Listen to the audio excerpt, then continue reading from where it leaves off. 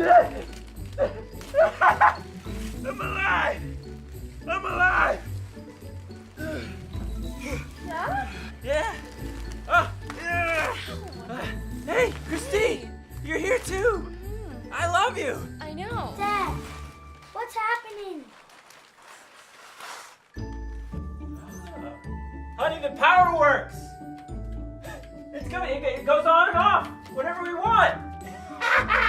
We've got clean water. Oh, that's great. Look at that. Ooh. I bet I know what this does. Rain down the glorious water. Shoes. Oh, what do we got here, guys? Food. I love food. A beef steak? You gonna have work? This is awesome. Look, listen here. Feed? The what? Jack, be careful. Oh, I have a car. This is great. Did you guys see this? Yeah, you have a car. A car! And don't forget your coffee. You're the best.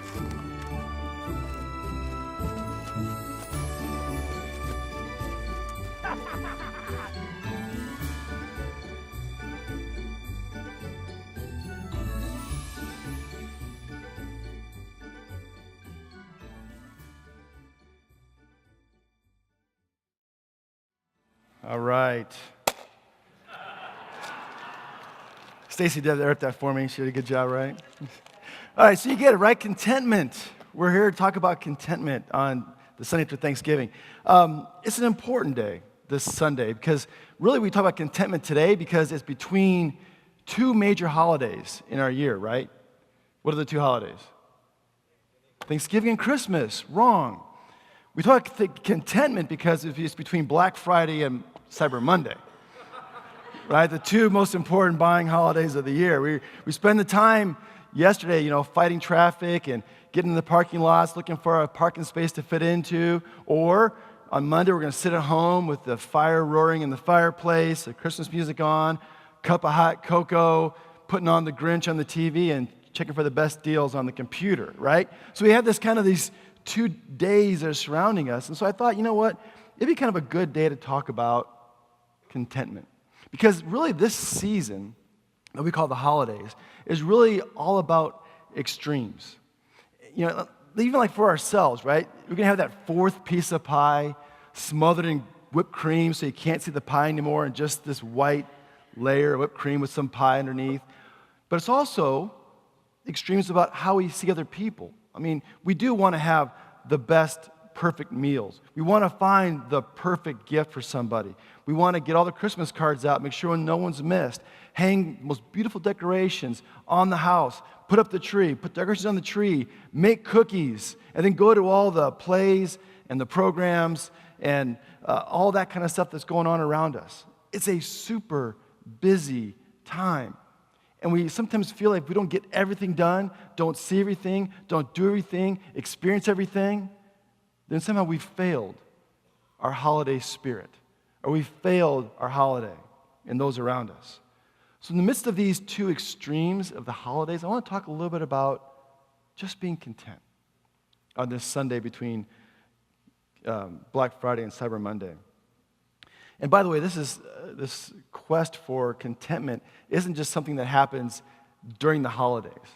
It's a year-long battle.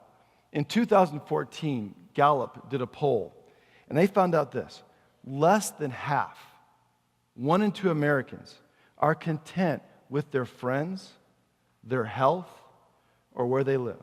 Just 1 in 2. 1 in 3, a third, are content with their personal growth, their career, or having fun. And just 1 in 10, just 10% of Americans are content with their finances. And yet, like this video we saw, you got all this great stuff just gift wrapped for us every day that we kind of miss that's been given to us, that's part of our lives. And by the way, this idea of contentment isn't just restricted to Americans or this world today in 2017. It's been a problem for a long, long, long time. back in the Old Testament, there's a very, very famous text that talks about the struggle we have with contentment. Now, often this text we're going to look at here in a second is one that we read and we think about comfort and being comforted. We see this text a lot in funeral programs. But yet, the 23rd Psalm really is about contentment. In fact, when I was a kid growing up in Indiana, we had a little bitty Lutheran church, and in the pews, they had these fans, because we didn't have air conditioning in Indiana. So we had these little fans, and in these little fans was this little picture of Jesus and the 23rd Psalm behind it. And you would use it just to kind of fan yourself, right? Anybody remember those fans? A few of you, yeah, you can do this, right? Well, this psalm, though, the 23rd Psalm, is really about contentment. In fact, the 23rd Psalm begins like this. The Lord is my shepherd. I shall not, finish it, want. Right? It's about contentment. I shall not want. It talks about a shepherd who is taking care of his flock, his sheep, who provides for their needs, their food, what they need to survive, protection from animals. That's what this is about. It says, I've got this good shepherd that takes care of what I need. So I don't want anything. Jesus uses this image a lot in the New Testament as well. In John 10, he says this to us. He says, I am the good shepherd. The good shepherd lays down his life for the sheep. The hired hand, who is not the shepherd and does not own the sheep, sees the wolf coming and leaves the sheep and runs away. And the wolf snatches them and scatters them. The hired hand runs away because a hired hand does not care for the sheep. I am the good shepherd. I know my own, and my own know me. Right? He lays down his life for the sheep. He cares for them.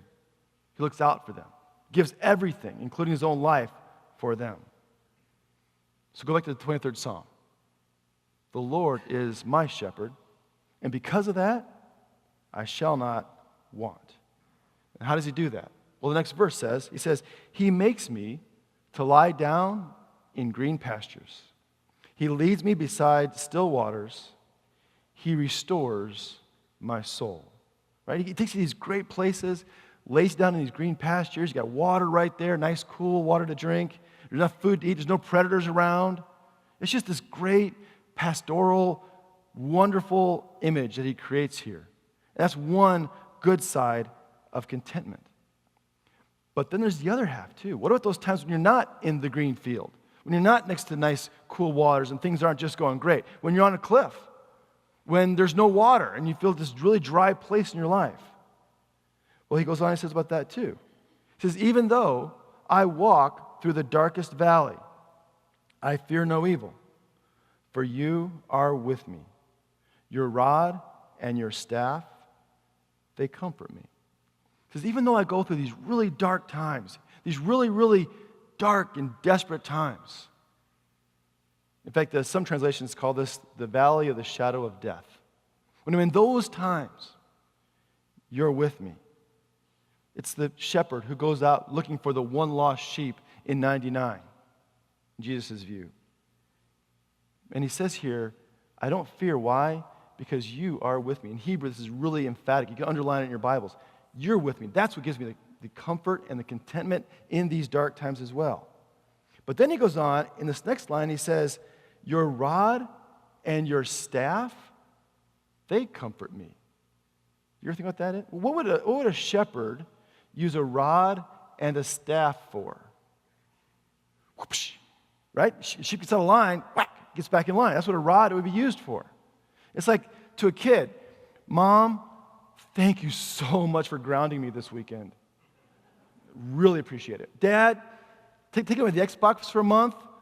Sweet move. Great job. I really appreciate you taking away my Xbox. Put me in timeout. You comfort me. That's what this is saying.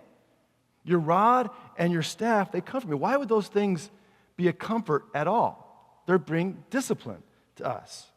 Well, a couple things. Number one is they tell us that God is close enough to use the rod. He's close enough. I mean, it's in his hand.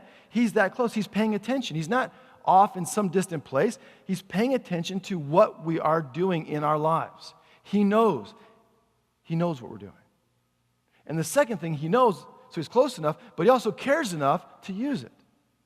I think one of the worst punishments is when a parent says to a child or to me, I'm done. Forget it. Do what you want. You're going to do what you want anyway. Just go and do it. I don't care. That's the worst. But God says, I care. I'm close enough, and I care enough to be involved in your life and to help you be on the right path. I care enough, and I'm close enough. And that's a theme throughout the Bible. In Proverbs 3:12, it says, for the Lord reproves the one he loves.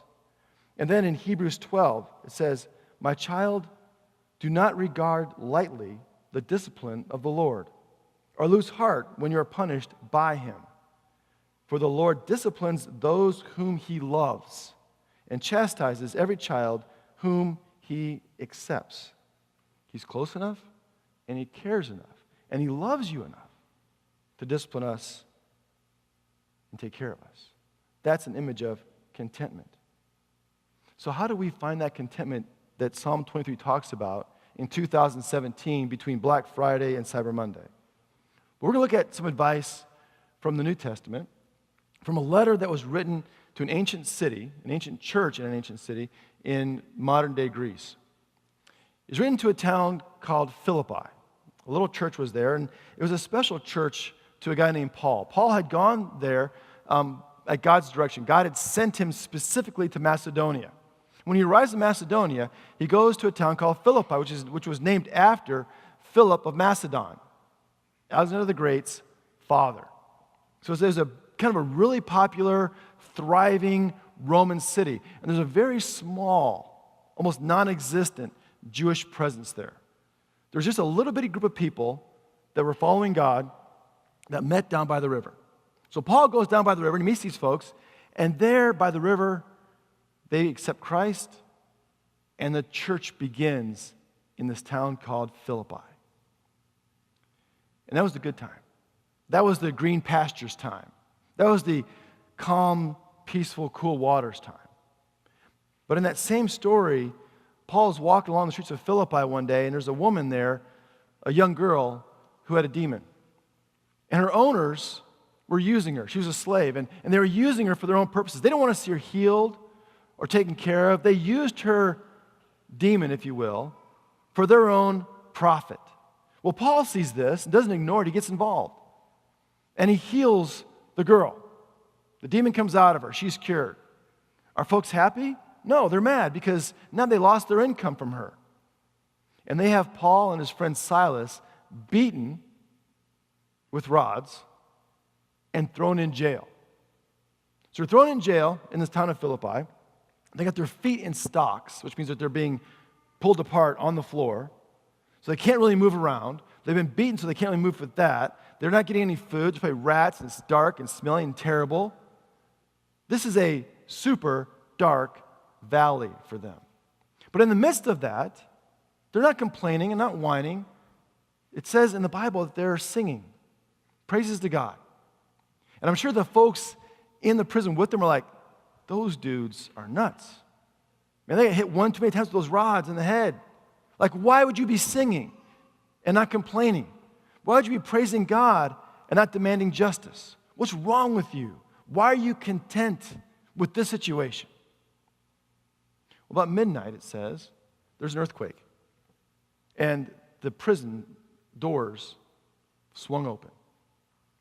Here's what's interesting. Nobody left. The prisoners stayed put. Now, why would they do that? Yeah, they didn't want the guard to be killed. And also, too, these guys were thinking, these crazy guys who knew something that we didn't know. They found contentment in this whole situation for some reason. What's the reason? Why could they be content in this dark valley? I want that kind of contentment, too. And because Paul and Silas were content in the situation, they were able to share the Good Shepherd's message with those prisoners. And with the jailer who was going to kill himself, they shared with him too, and his household. And all began, though, all that good stuff began because they were content in the darkest valley. And that's the background to the church at Philippi. And so later on, Paul leaves Philippi and he goes about his journeys, and he finds himself in prison again. We don't know where, we don't know when, but at some point he's in prison. Now, if you're in a Roman prison, you don't get 3 squares a day. They don't feed you in Roman prisons. If you have no one to help you, you just don't eat. You're just there, in the dark, in the prison, no food, no help, unless someone from the outside brings you something. And Philippi, the church, heard about this, and they sent a guy named Epaphroditus. Isn't that a cool name? Epaphroditus. They sent Epaphroditus to Paul in prison to bring him some food and some encouragement and some help. And the letter we call Philippi in our Bibles today is the thank you letter he sends from prison to the church at Philippi, which they too were having some tough times. Right? They had begun to grow, but were experiencing difficulty in their city. So Paul's in a dark valley in prison, they're in a dark valley in Philippi, and this letter that we call Philippians arrives. And he gives them some very personal advice. And we learn from that as well. So in Philippians 4, verse 11, he says this to them. He says, from prison, I have learned to be content with whatever I have. I know what it is to have a little, and I know what it is to have plenty. In any and all circumstances, I have learned the secret of being well-fed and of going hungry, of having plenty and of being in need. He says, I know the secret of what it's like to be in green pastures and to be in dark valleys. I know. Look at the first part he says. He says, I have learned to be content in whatever I have. I think the first secret here really is this last bit, with what I have. I think sometimes we get stuck on what we don't have, what we are missing. And Paul says, I have learned to be content with what I do have, what I have now. When sometimes our focus shifts to what we are missing, if I had something different, if I knew someone different, if I had more money, if I had a different job, whatever I am missing, that's what I need to be content. We focus on what we are missing or what we're missing out on. And then we find ourselves discontent instead of knowing what we actually have. Shel Silverstein, most of you know who that author is, wrote kids' books. The Giving Tree was one of his. He also wrote The Missing Piece. And if you read the story, it's a great lesson there. It's about a circle who has a missing piece, like a pizza pie with a slice missing, right? And he's rolling along through life, and he's trying to find his missing piece in this book, this circle is.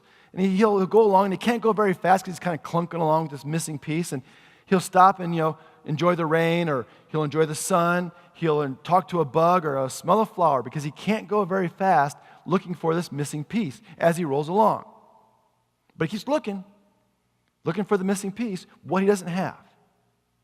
Now, not to ruin the story for you, but I guess I will. He finds his missing piece. And what happens when he finds his missing piece? He can cruise now, right? He can go really fast. But he finds as he goes faster and rolls along faster and faster and faster, he misses out on the stuff he enjoyed when he didn't have that piece.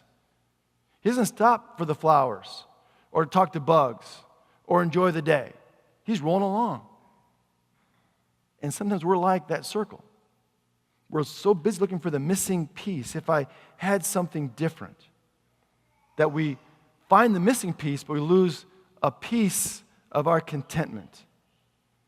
And by the way, the loss of contentment, we lose our contentment, isn't just like a personal problem. It's just not about me. Like if I'm not content, it's not a personal thing. It affects those around us. It's relational. For example, when you lose contentment, you also begin to compare.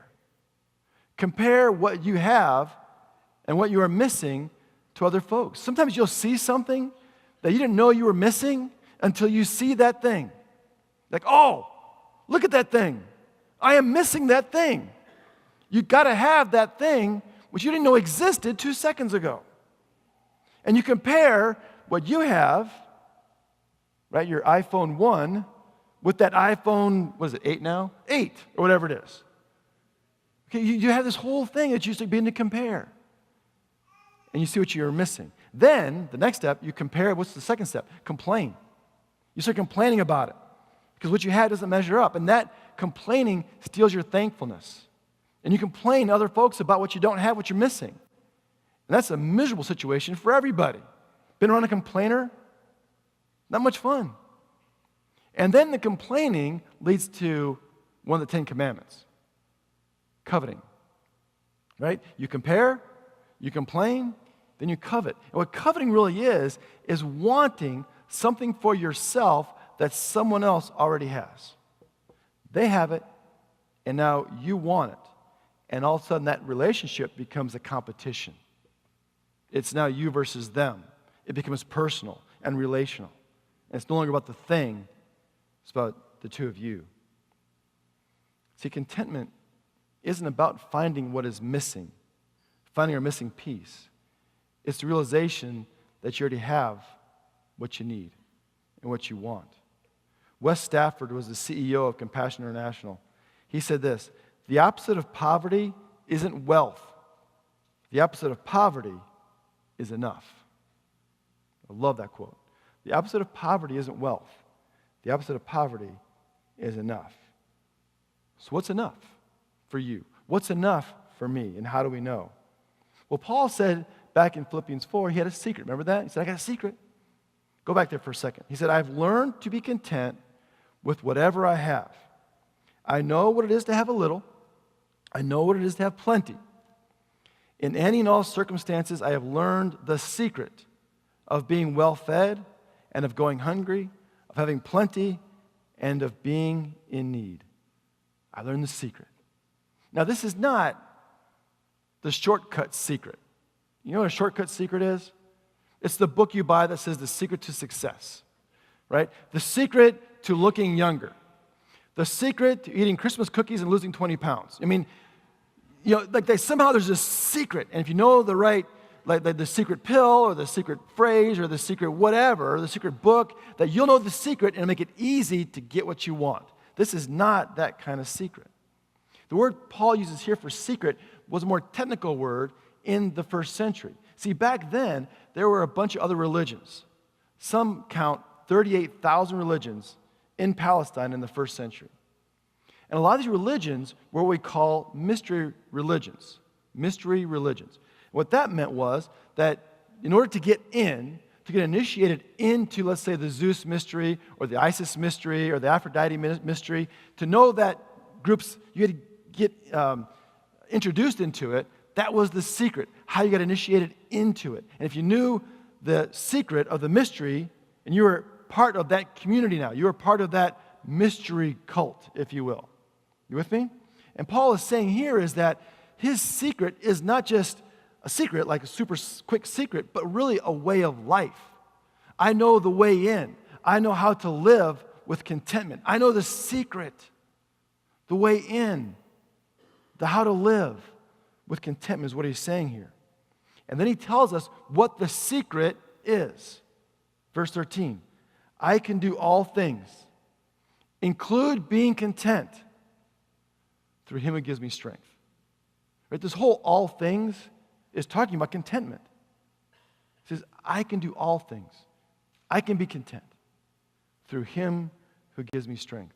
Contentment isn't a secret code or eight quick steps or something we memorize. Being content is all about our relationship. And so Paul can say, I can be shipwrecked. I can be in prison. I can walk around Philippi. I can do all things in all places, whether in green pastures or dark valleys. I can do all of that because the Good Shepherd is walking with me. His rod and his staff, they comfort me. They give me contentment regardless of the situation that I find myself in. Contentment is about a living relationship from someone who promised never to leave you, never to forsake you, who'll be there in the good and the bad, who cares enough and is close enough to discipline us when we need it because he loves and cares about each one of us. Contentment is really simply this: deciding once and for all that Jesus is enough for us. That Jesus is enough. That nothing is missing. There's a great song by Bethel that kind of attaches to one of the old hymns of the church. And it says, "Through it all, it is well." But then it adds, "Because my eyes are on you." That kind of catches it all. Through it all, the good, the bad, the green pastures, the valleys, through all of it, it's well. I'm content because my eyes are fixed on the one who walks beside me. Jesus is the good shepherd. And he said in John 10 that the good shepherd lays down his life for his sheep. So everything Jesus had, everything he had, he gave up for you and for me. He gave up his body for you and for me. He gave up his blood shed for you and for me. Even the air in his lungs, he gave that up for us. Jesus gave up everything. Everything he had, he gave up for us. So that for us, nothing would be missing. Nothing. We're going to share communion in a minute. And that's what we're going to celebrate. That he gave it all for you and for me. And that's more than enough. And with him, there's nothing that is missing. Let's pray together.